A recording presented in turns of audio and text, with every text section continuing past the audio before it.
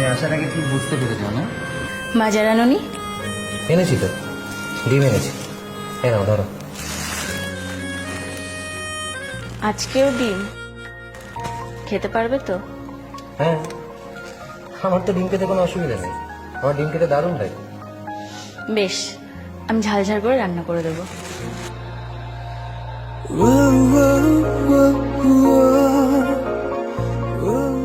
তোমার রোজ রোজ ডিম খেতে অসুবিধা হয় না? কে বলেছে আমার কোনো অসুবিধা হয় না? কি? কিছু না, বেশি করে ঝাল দেবে কেমন? বেশ, শোনো, তুমি খাওয়া দাওয়া নিয়ে কিচ্ছু ভেবো না। আমি তোমাকে ভালোবেসে 7 পাক করে বিয়ে করেছি। যত অভাব অনটনই আসুক না কেন, আমি সব সময় তোমার পাশে থাকবো। শুধু আমাকে ভালোবেসো।